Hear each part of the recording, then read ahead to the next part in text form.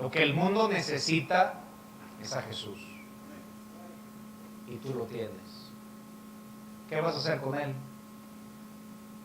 Seremos como los leprosos que encontraron el gran tesoro y dijeron, vamos a quedárnoslo para nosotros, hasta que uno dijo, estamos haciendo mal. Es tiempo de buenas y nosotros callamos.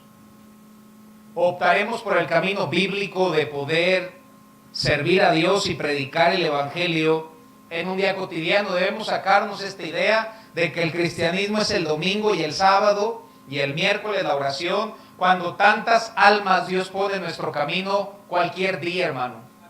Te aseguro que el día de mañana Dios va a poner una persona al lado tuya y la plática pudiera tornarse para dar el Evangelio. En este pasaje vemos a un hombre llamado Ananías, versículo 10. Había entonces en Damasco un discípulo llamado Ananías, a quien el Señor dijo en visión, Ananías, y él respondió, estoy ocupado, Señor, solamente puedo el sábado. Dame aquí. ¿Puedo servirte? ¿Puedo hacer algo para ti? Hermanos, si tú ves y estudias la Biblia, las grandes personas o los siervos que Dios usó de una manera especial, no era porque fueran especiales, era porque simplemente estaban rendidos a la voluntad de Dios y decían, heme aquí. Hermanos, ¿por qué Dios usó a Isaías de una manera tan grande? Porque Isaías 6:8 dice, heme aquí. ¿Por qué Dios usó a Moisés como el más grande libertador que existió en el Antiguo Testamento? Porque si tú lo estudias y en nuestro devocional hemos estado viendo el libro de Éxodo, Moisés responde, heme aquí. Cuando Dios le llama en la zarza en Éxodo 3, él respondió en el verso 5, heme aquí. Vemos que Dios tiene un lugar específico. Versículo 11, miren lo que dice. El Señor le dijo, levántate y vete a la calle que se llama Derecha y busque en casa de Judas a uno llamado Saulo de Tarso, porque he aquí, él ora. Dios tiene un lugar específico, Dios tiene un lugar geográfico para que tú puedas servir a Dios. Amén, hermanos. Todo el mundo, mucha gente, hermanos, está con un rosario en la mano, con una veladora prendida, pidiéndole, Dios, si en verdad existes, muéstrame la señal, muéstrame la respuesta, y tú y yo podemos ser la respuesta a la oración de una persona incrédula. No solo tocando una puerta el sábado, sino estableciendo una plática, siendo una persona agradable con alguien y que de ahí se preste para que puedas predicarle de Cristo. Él solo debía ir y Dios haría la transformación. Versículo 15 dice, el Señor dijo, ve, porque instrumento escogido me es este para llevar mi nombre en presencia de gentiles, de reyes y de los hijos de Israel. Ananías no tenía ni la menor idea de que la persona que estaba a punto de predicarle se convertiría en el gran apóstol Pablo. Y la mayoría de historias como las que leemos en la Biblia o como las que hemos escuchado de cómo Dios obró de una manera especial, no estaban, hermanos, no esperaban cosas grandes, solamente iban con un corazón obediente para tratar de ser de bendición a alguien, para tratar de servir a Dios, y Dios bendijo usando a esa persona de una manera especial. Ve, porque él me es un instrumento escogido. Lo único que Ananías tenía que hacer era ir y darle el mensaje. Porque nosotros no cambiamos a nadie, ni podemos cambiar un corazón. Es Dios quien lo hace, hermanos. Pero usa lo que dices. Usa el Evangelio. Si ves, Jonás solamente dio un breve mensaje y hubo el avivamiento más grande en la historia de la Biblia, que se convirtieron 600,000 personas. No fue Jonás, fue el Dios de Jonás, hermanos. No fue Moisés, fue el Dios de Moisés. No fue Ananías, fue el Dios de Ananías. Y no eres tú ni soy yo, sino es nuestro Dios, hermanos, que quiere que más gente sea cristiana, que sea creyente. Tú puedes ser la contestación de un rezo de alguien más. Hermanos, sigue sorprendiéndome la historia de aquel musulmán, ex brujo. Hermanos, ¿se puede poner más tremendo que eso? Y yo me pregunto, ¿cómo es que él se acercó a mí? Darme un folleto sobre el Islam a un cristiano. No me queda otra más que saber, hermanos, que ese hombre le pidió a Dios quiero conocer la verdad, quiero saber. Y hermanos, y después de una plática, al conversar con unos versículos, que aquel hombre inclinara su rostro y aceptara a Cristo como su Salvador personal. Gloria a Dios, hay gozo en el cielo, hermanos. Y mi mente solo divaga y empieza a pensar, ¿qué puede hacer Dios con ese hombre? Yo no sé, pero tal vez en un futuro él pueda ser un gran siervo de Dios, hermanos. Pueda ser un misionero. Ananías no sabía quién le estaba testificando y ni siquiera era joven. Ya estaba grande el apóstol Pablo, pero aún así su ministerio apenas comenzaba. Yo no sé lo que Dios puede hacer con ese hombre, pero Dios puede hacer cosas grandes, hermano. Si ves, tú y yo solo debemos hacer lo posible y Dios hará un milagro, Dios hará lo imposible, hermanos. Pensar en aquella maestra de escuela dominical, con aquel pequeño niño pobre que solo llegó con un zapato.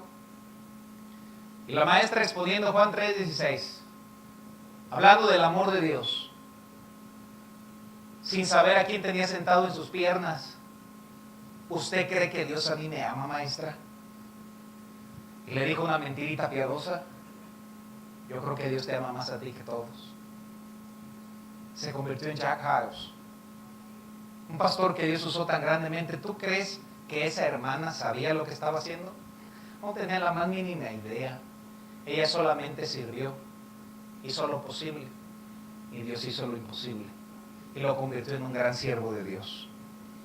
Debemos darnos cuenta, hermanos, que los campos y los corazones de las personas están listas. Vayamos a Juan 4:35.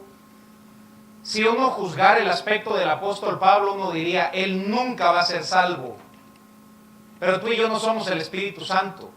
Tú y yo solo debemos predicarles y Dios transforma a las personas como te transformó a ti. Y tal vez aquella persona que te ganó para Cristo había dicho, para mí que este es bien pagano. Amén, hermanos. Pero alguien tuvo fe en que probablemente sí ibas a aceptar a Cristo y hoy ya eres cristiano. La Biblia nos dice en Juan 4:35, ¿no decís vosotros, aún faltan 4 meses para que llegue la siega? He aquí os digo, alzad vuestros ojos y mirad los campos, porque ya están blancos para la siega. El campo está listo, el corazón de las personas está listo, está hambriento, está sediento de escuchar la verdad. Tú y yo no sabemos las historias que hay detrás de los rostros. No sabes las dificultades que enfrentaron esta semana, los dolores, algún enfermo familiar. Y tú puedes ver su rostro, pero no puedes ver su corazón. Y no puedes ver cómo Dios ha estado tratando con ellos entre semana. Versículo 37. La Biblia nos enseña, hermanos, que si aún no se convierten, porque no todo individuo que le prediquemos va a ser salvo, mas sin embargo, todo individuo que le prediquemos, al menos la semilla se queda en su corazón. Nunca es tiempo perdido cuando le compartes a una persona de Cristo. Nunca. La Biblia nos dice, hermanos, porque en esto es verdadero el dicho, uno es el que siembra y otro es el que ciega. Hermanos, tal vez tú y yo no vamos a ver que esa persona se convierta, pero al menos dejarás plantada la semilla en su corazón. Y hay veces que uno predica, hermanos, y les da el evangelio y trata de compartirles su fe, y a veces ponen un rostro indiferente, a veces ponen una cara de no me importa absoluto lo que me estás platicando. Pero hermano, tú no sabes lo que la semilla va a hacer en su corazón esa misma noche. Tú no sabes que tú, después de predicarles que el único camino es Cristo, se van a quedar meditando en su cuarto diciendo, ¿será que hay un Dios? ¿Será que en verdad Dios envió a Jesucristo a esta tierra? ¿Será que en verdad hay un cielo y un infierno? Y hermanos, uno no sabe, pero tal vez esa misma noche que tú le predicaste a alguien, pueden hincarse al lado de su cama y aceptar a Cristo, aunque no hayan repetido una oración contigo. Lo que importa es darles el mensaje, porque al menos lo mínimo que puede pasar es que la semilla quede guardada en su corazón. ¿Qué hace Dios con la semilla? Vayamos a Isaías 55:11.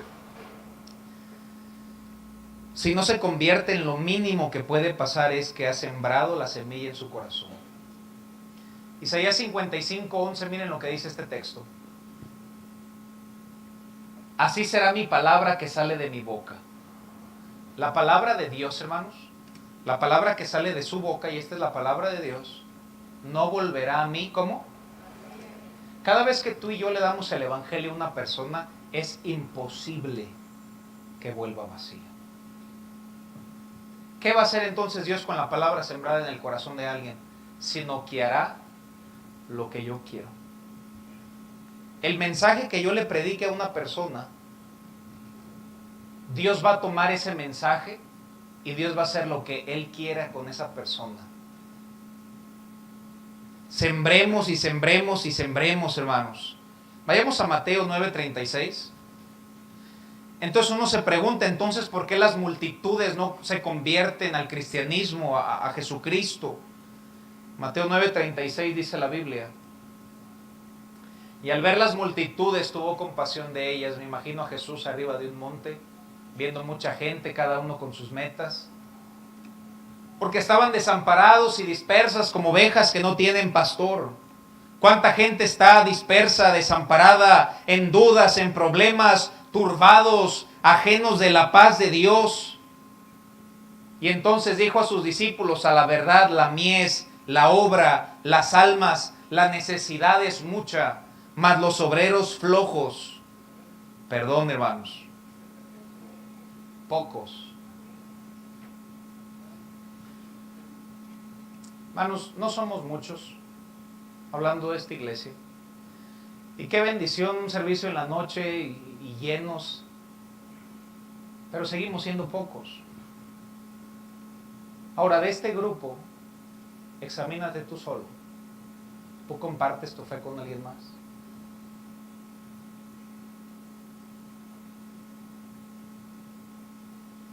Aun si todos y cada uno de nosotros predicáramos, seguimos siendo pocos. Pero de este grupo, ¿cuántos predican? No se necesitan muchos, sino se necesitan cristianos que realmente crean que Dios nos ha enviado a la gran comisión, nos ha enviado a un mundo perdido para testificar del amor de Cristo, hermanos. Un predicador dijo, este mundo todavía no ve lo que Dios puede hacer con un hombre completamente rendido a Él. Y la Biblia nos da la respuesta. Entonces dijo a sus discípulos, a la verdad la mies es mucha, mas los obreros pocos. Rogad pues al Señor de la mies que envíe obreros a su mies. Hermanos, yo creo que todos amamos a México. Si tú amas a México, la manera de que Dios bendiga a México es con el evangelio que sea predicado y más gente se convierta a Cristo, hermanos. Hermanos, yo quisiera saber, si Dios nos da la respuesta, hay que hacerlo. Dios dice, la respuesta es que ores por obreros. Hermano, esta semana ora por obreros. Ora por obreros. Con un corazón dispuesto. Con un corazón listo para servir a Dios. Con un corazón agradecido por lo bueno que Dios ha sido con nosotros y que se muestre en gratitud sirviéndole. No, yo quisiera saber, ¿quién puede hacer una oración esta semana por obreros? Levante su mano, si tú puedes orar por obreros. Déjala arriba. Estamos todos. Pueden bajarla.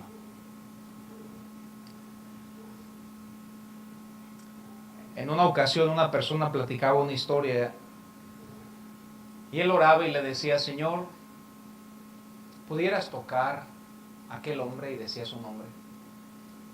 ¿Pudieras tocar a aquel hombre para que sea salvo? Y en medio de esa oración él sintió que Dios le dijo, tú eres mi dedo, ve y tócalo tú. Ve tú y predícale y yo haré el resto. Yo te aseguro que si tú oras por obreros, tú te convertirás en un obrero.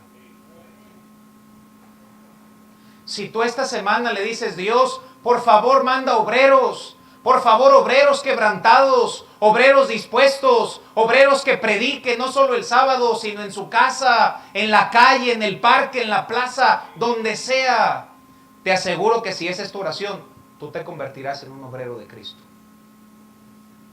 Una persona contaba una historia y él decía que él se paraba y él oraba siempre por África. Y le decía, Señor, bendice a las personas de África. Pasaron algunos años y él se encontró en medio de ellos. Se convirtió en un misionero de África. Por lo que tú ores, en eso te vas a convertir. Si tú oras por obreros, no te queda otra más que convertirte en un obrero. Pide por obreros. Estudia la vida de Jesús, y esta mañana aprendimos cómo en un día cotidiano, no era un domingo, hermanos, simplemente Jesús caminando le dio el evangelio a Nicodemo. Seguía caminando, al siguiente día se desvió a Samaria. Creo que iba a Canadá ese día, hermanos. Tuvo por ahí un cambio de planes. Y estuvo en Samaria y le dio el evangelio a una mujer en un día cotidiano, hermanos.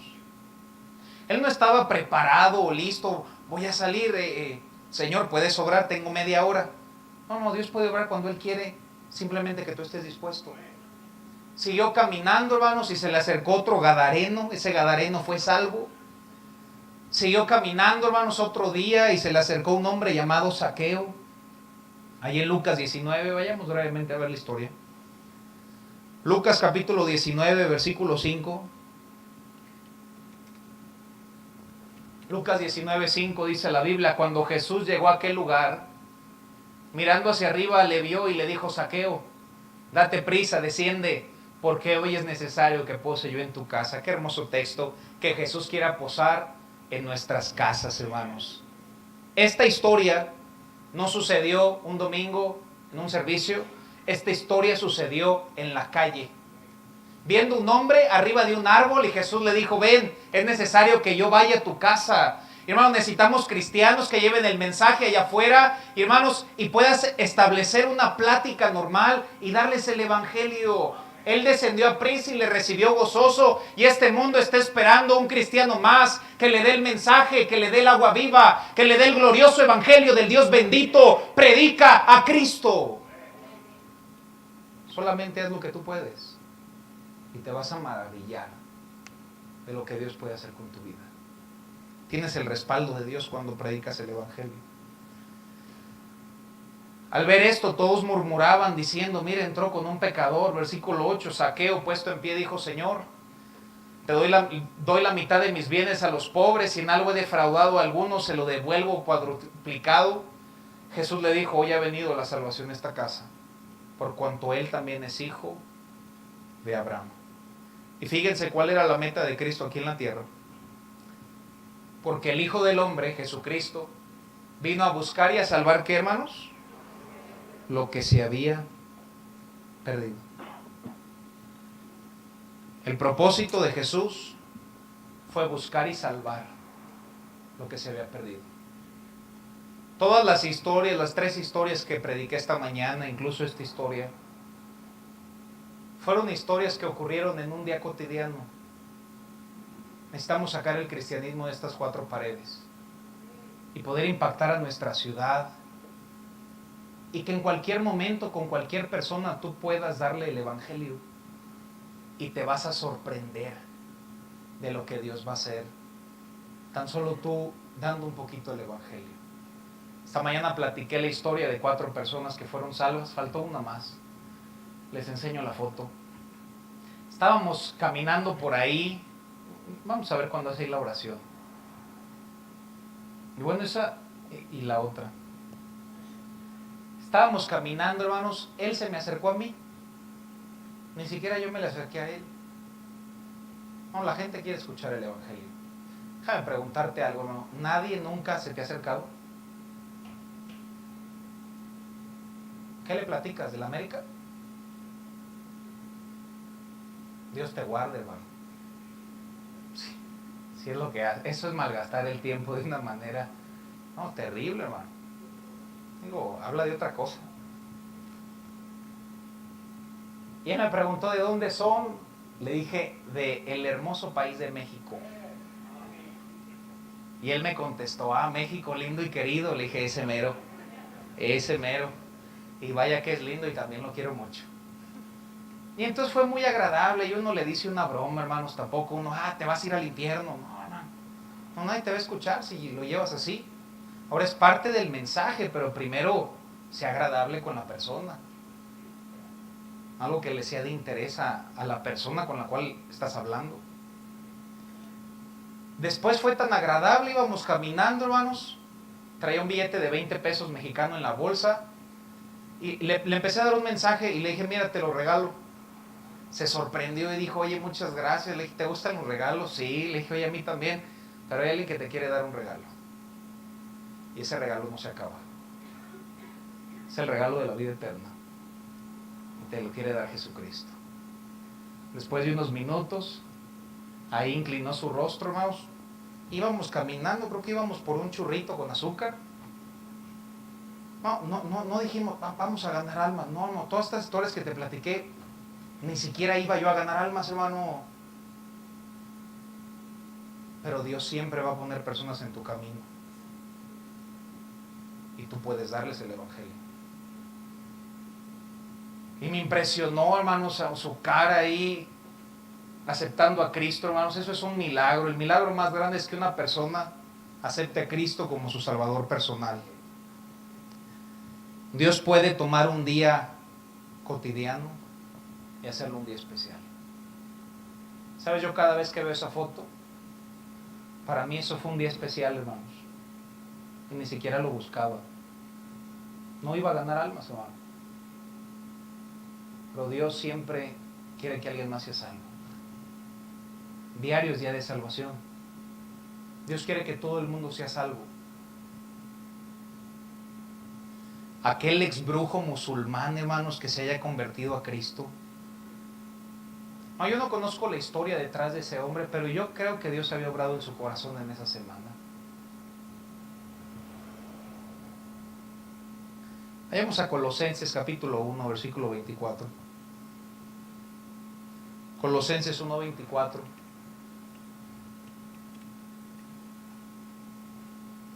Nos dice la Biblia en este texto, ahora me gozo en lo que padezco por vosotros. Me gozo en lo que padezco por vosotros. ¿Quién dice eso? Lo dice Pablo.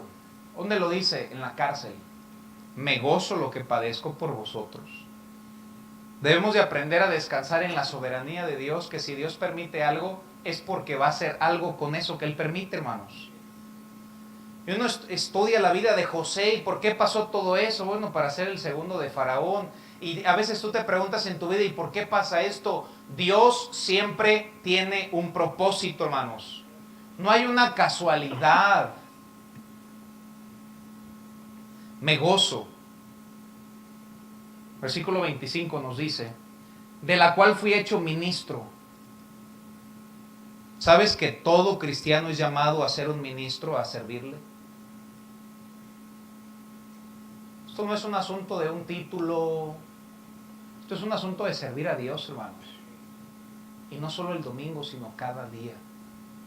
Ministros, el ministerio de la reconciliación. Versículo 26, el misterio que había estado oculto desde los siglos y edades. El apóstol Pablo lo llama como el misterio porque todavía no conocía toda la Biblia. Él mismo estaba escribiendo la Biblia como utensilio en las manos de Dios.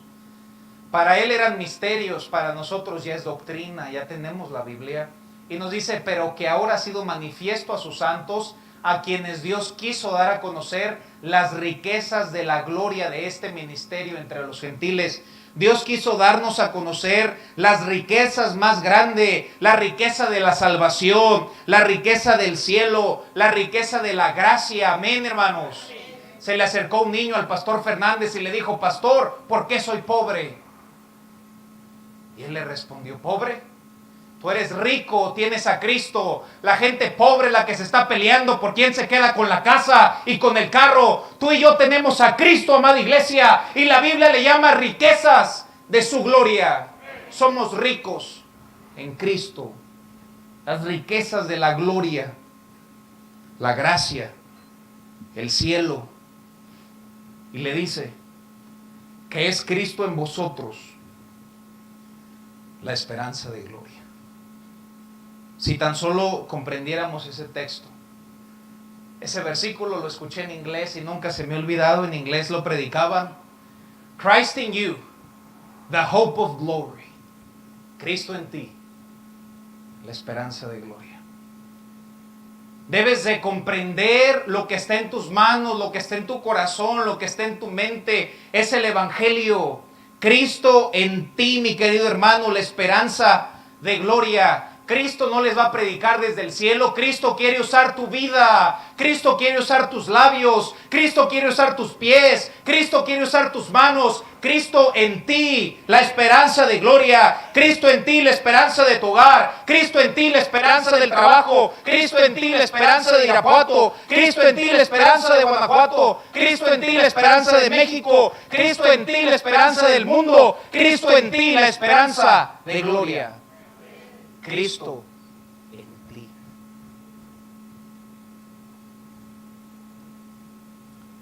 Mateo capítulo 5, versículo 14. Espero que Dios cargue nuestros corazones con la responsabilidad que tenemos. Que es Cristo en tu corazón la única esperanza que la gente que vive cerca de ti tiene.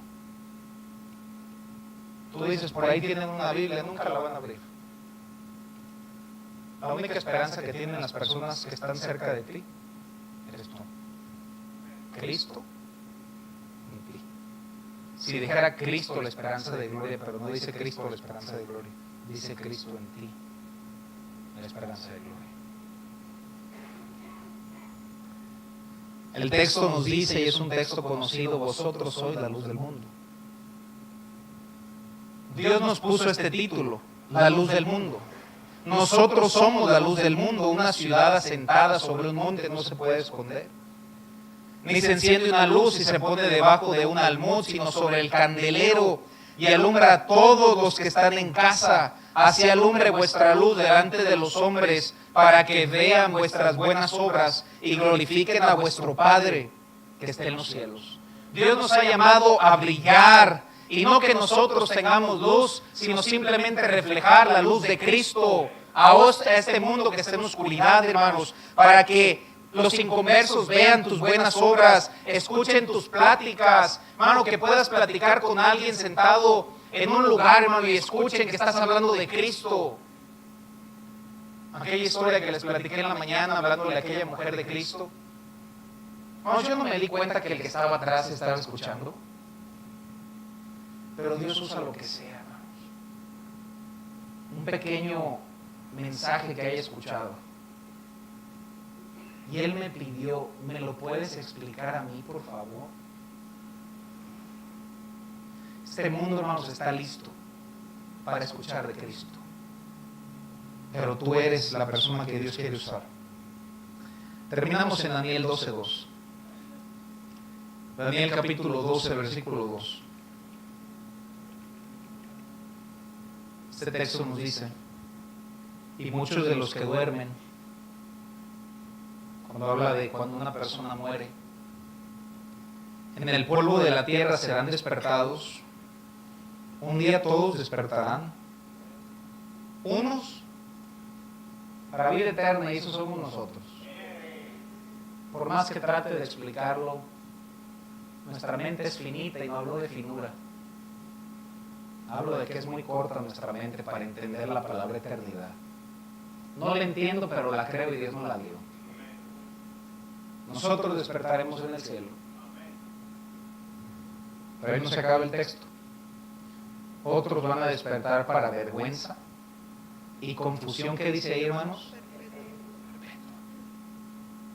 Pero si yo era un buen hombre, pero si ayudé a tal persona, Jesús les dijo, apartaos de mí, nunca os conocí.